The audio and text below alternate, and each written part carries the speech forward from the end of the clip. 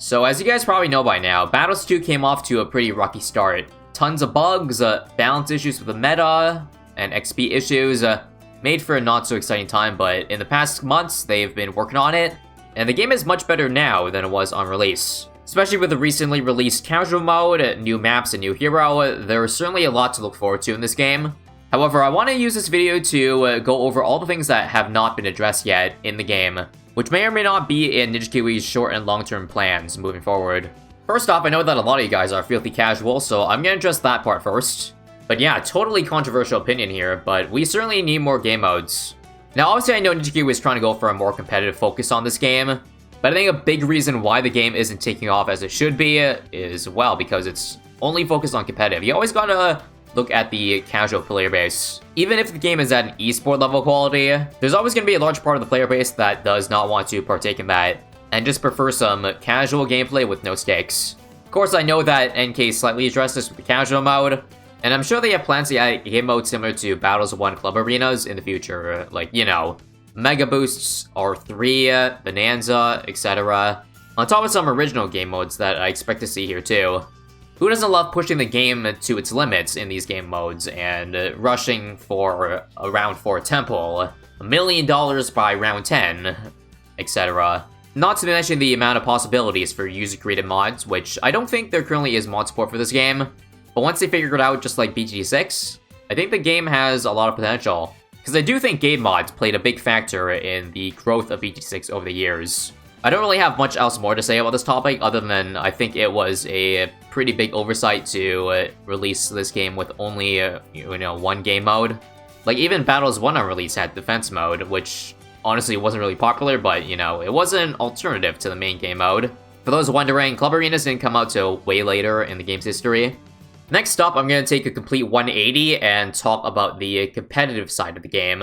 This part's probably going to be pretty long because there's a lot to cover.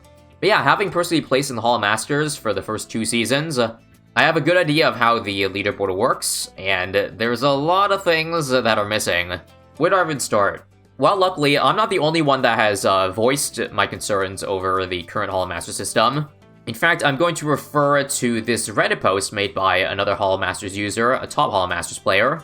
Basically, this post sums up everything that could be improved with the current Hall of Masters system, and I honestly couldn't put it into any better words, so I'm just going to summarize it for you guys, and also give my input.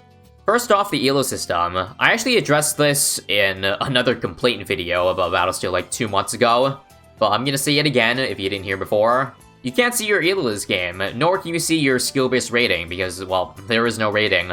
The most they tell you is whether you're in the top 75%, 50%, 25%, 10%, top 100. And that's a big problem, because you can't see your progression if you're anywhere out of the top 100, because there's such a wide gap in those categories. I experienced the same problem myself last year in Season 2, where at one point I was top 25%, and I kept playing for hours and hours and hours on end. Winning, going on winning streaks, some losing streaks, but after all that, I checked after every game, I was still in the exact same spot, which was really demoralizing, because I wouldn't know how close I am to getting to the next tier, or how close I am to dropping to the bottom tier. However, I did end up, sucking it up and playing until I got to the top 100. At which point, you can kind of see your progress, because you can see after every game if you went up specific spots or not. It's just crazy on release that they didn't think about this, because in Battles 1, they had this exact same system. I mean, not an ELO system, but I mean, you were able to see what ranking you were in the world. On top of that, they even show you the thresholds for, like, how many medallions you needed to get to the, next point. Kind of baffles me that they didn't even put it here. Like, I'm not even talking about wanting to show the ELO at this point. I just would prefer to at least know my ranking overall. They do this for bosses too in BG6 and races. And this is going to become a bigger problem as more and more people join the Hall of Masters. That means the entire top 50% category, for example, might be hundreds of players long. Anyways, this leads me into the next topic of this post, skill-based matchmaking. Essentially, if you're in the Hall of Masters, the game doesn't look at your ELO to determine who you're going to match up against. It simply just looks at, hey, are these 2 people Hall of Masters? If so, did they queue up at the same time? And if so, then there you go, there's the game.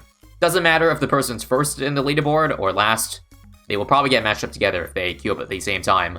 Not to mention, ZFG Superdome players can face Hall of Masters players too, which makes things even worse. Of course, you might be thinking, well, I mean, it's fair because it's a EO system, right?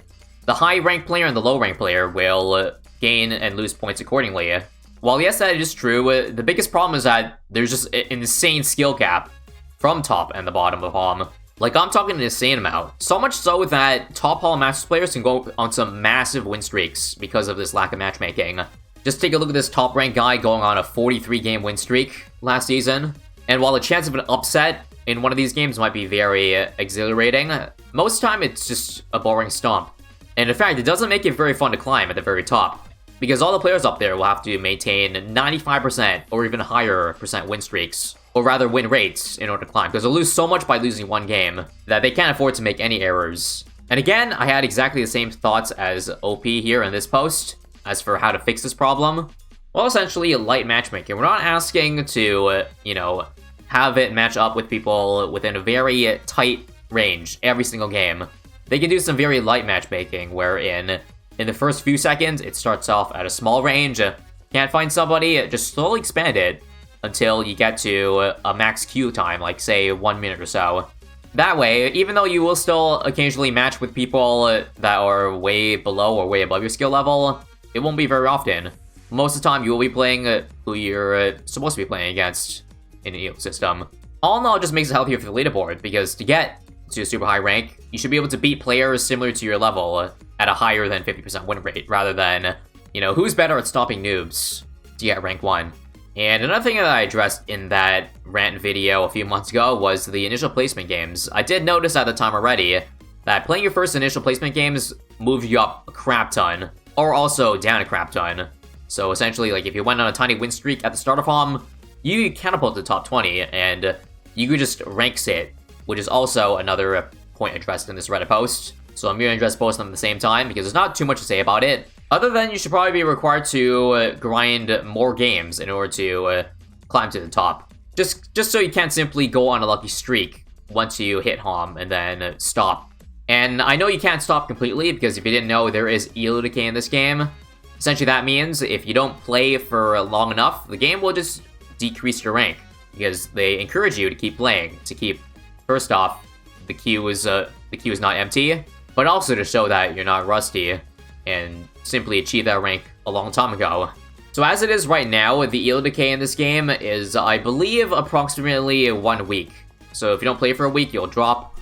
But I think it's only one game that I have to play. Correct me if I'm wrong, all this info is hidden, so we can only really go off of user accounts. But I think as it stands right now, 1 game a week is pretty damn small. I wouldn't mind if that were increased to a bank game system, where, for example, you have to play 5 games, or 7 games every 7 days. It doesn't have to be, you have to play 1 game every day to not drop, but just play a set amount of games in a certain period.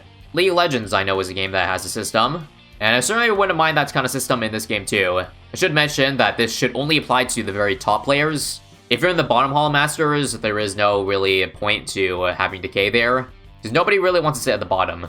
It should just apply to, like, the top 100, in my opinion. And that's pretty much it for that Reddit post. It did mention also that NinjaKiwi did see the post, so they are aware of these problems, and I hope that they're keeping them in mind. I don't know if we'll see any changes for it this season, since, it takes time to develop stuff. But I do hopefully expect to see something changed in regards to Hall Masters by Season 4. If not, then I might need to, address problems again, which I really don't want to. Not done with the Hall Masters discussion just yet. One more suggestion I'd love to see is at the end of a game, because the trophy system is gone, it just keeps showing your end of game rewards as 0 trophies, whether win or loss. I think it'd be great if that changed it to the amount of elo you gained or lost, or if they don't want to show your elo, just change it so that it shows how many placements you went up or down by. I think that would definitely help aid the progression in everyone's climb. Now, another change I was looking to see was with the new maps, and apparently they're not available in private matches, only in ranked mode.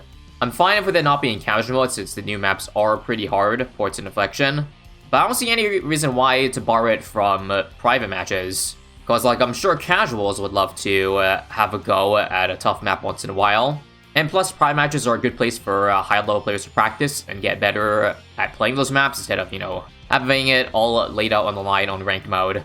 Here's hoping that it's just an oversight by NinjaKiwi, and they will eventually have all maps available in private matches. But as of now, that is something that is at least of some concern. Especially once you realize that everyone's trophies get cut in half at the start of a season, and thus nobody can play the new maps at all, for like the first few days of the season. Next problem I have is skins. I feel like it's gotten increasingly worse over the season, so I feel like I have to address this. But I cannot see the damage phase of so many of the new skins. Like anything from the Pinata Bad, Kite ZMG, Plushie Moab, pretty much almost all the skins in this game are just like worse visuals than the default skins. It's so hard to tell whether a mob has 20% HP left or whether it's at 80%. Now I don't think this is all because we're just used to the natural skins. It just looks almost impossible to try to get used to how these damage phases look. And I'm giving a lot of visuals to you right now, just so you have an idea of what I'm talking about. This makes it so that it's actually kind of a competitive advantage to have, you know, mob skins on. So your opponents have less than an idea of how much damage they need to do to that Bloon. How to fix this? Well, there's two options. One of them is that they can redo all the skins over again to make them look more visibly different. I know that's a large undertaking since there's so many skins in this game currently, but if that's too much, I think another easy option is to have a toggle on the client side, where if you don't want to see skins at all, just disable it, so that if the other person did enable, let's say, a Kite ZMG on their side, you won't be able to see it on your side. You'll see default skins on both sides. I think that's a fair compromise for competitive integrity. And one more thing I want to address here is balance. As nice as the Season 3 update was, I was a little bit disappointed that there weren't many balance changes, and the balance changes that were done, they didn't move the needle at all. There's just a huge problem in the game right now, wherein things that do massive bat-bomb power are just miles better than things that are just good at general DPS. And honestly, I don't know if there's a way to fix it in the game. Like, there's a reason why everybody's going Dartling Gun, Druid, Ninja. That's because Mad, Avatar Wrath, Master Bomber, they're just the best options at beating high HP Bloons. Very few come close to it, and as such, almost half, maybe even more of the tier 5s in this game are just simply useless, because by the time you can get them, they're probably only going to be useful for a few rounds before round 30 hits, and now suddenly, those towers don't do anything to bads. F-bats at that. For the most part, they imported almost all the values from BT6 over to this game, but of course that doesn't really work out because you know the rounds in BT6, and they're like a slow progression. They're not going to send you an F-bat on BT6 on round 100. It slowly ramps up, like a few BFBs, and then a few fortified BFBs, then ZMGs, and then fortified ZMGs, and then a mix of both. And then we get to a bad. So therefore, stuff like Apache Prime, Sky Shredder are fairly good in those games. And in Battles 2, again, not so much. Aside from reducing the cost of a lot of tier 5s and or increasing the damage of it by a lot, I think one solution that might help is maybe change the ZMG sends before bads and after DATs to be like hyper clumped. Or maybe even cheaper so that you can send a massive ZMG rush instead of the only threatening things being late game being the bads and the DTs, because it's literally just a two Bloon combo late game. Nothing else really does very much. Perhaps that way, a lot of focus won't just be on getting towers that do a crap ton of single target damage, because that's so limited in this game. And I don't ever expect NK to bounce every tower such that they're equally good against F-bads. That's simply probably not good for the game in general. I'd just rather have much better Bloon rush diversity in late game. And if you guys have any ideas of how to achieve this balance, then, well, feel free to let me know. Because this is definitely a hard game to balance with all the towers and upgrades, and I completely understand why it's not really balanced of a game at the moment. NK is doing the best they can. It's still the meta is much better than it was a few months ago. But as laid out here, there is a long way to go. Thanks for coming to this TED Talk. I hope I didn't take too long of your time, but I really want to get the word out there on my thoughts of the current state of Battles 2. It's actually kind of fun making one every few months, just to see where I'm at, where my stance is at this game. And of course, I'm always excited to see your guys' thoughts too. If you have anything to say about any of the suggestions or points in this video, then definitely leave a comment, and hopefully we'll have some good discussion. Also, before I go, I'm going to take a quick moment to plug my Twitch, BTD ISAB, twitch.tv, and my second channel, ISAB Extras, where I post all of my stream VODs of Battles 2. It's hard to make video content of this game that isn't very similar video to video, so because of that, a lot of the games I play on stream generally don't make it over to the main channel. So again, check those places out for more Battles 2 if you're interested. Thanks for watching, and see you guys next time.